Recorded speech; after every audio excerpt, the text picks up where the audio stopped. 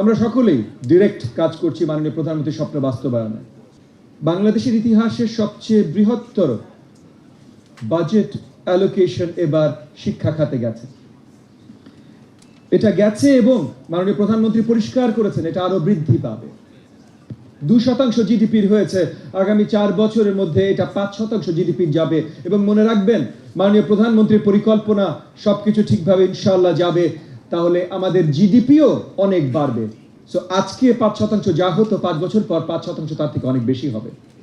সেটার সুব্যবহার, সঠিক ব্যবহার, জনগণকে সঠিকভাবে সার্ভ করবার জন্য আজকে আমাদের ডেভেলপমেন্ট পার্টনার্সদের সহযোগিতা যেমন দরকার, এখানে আজকে আমাদের কলিগরা যারা আছেন, মাননীয় মন্ত্রী মহোদয় থেকে শুরু করে প্রত্যেকটা মিনিস্ট্রি বা ডিপিই বা শেডের যত অফিসিয়ালসরা আছেন, আপনাদের সকলের নিরলস পরিশ্রম এখন দেশবাসীর প্রয়োজন। মাননীয় প্রধানমন্ত্রী স্বপ্ন দেখিয়েছেন, পথ নির্দেশন করেছেন।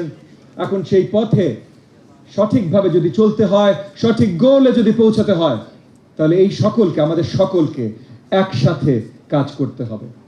এখানে কোনো ধরনের বিভেদ, কোনো ধরনের এইটা মানি ওইটা মানি না, এইটা করতে চাই ওইটা করতে চাই না করা যাবে না। শিক্ষকদের ভেতরে যেমন করা যাবে না, অ্যাডমিনিস্ট্রেটরদের ভিতরে যেমন তেমন করা যাবে না। সো আমাদের প্রাথমিকে যেমন 3.5 লক্ষের উপরে টিচার আছে, আমাদের মাধ্যমিকে এমপিওভুক্ত 7 লক্ষের উপরে টিচার আছে।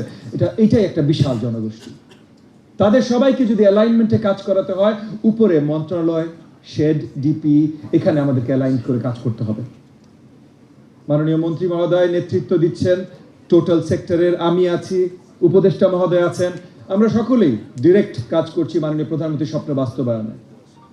আজকে আমাদের ডেভেলপমেন্ট পার্টনাররা সহযোগিতা করছেন, 48 মিলিয়ন দিয়েছেন। এরা বিগত দিনে আরো বেশি দিয়েছেন, আগামী দিনগুলোতে হয়তো আরো বেশি দিবেন।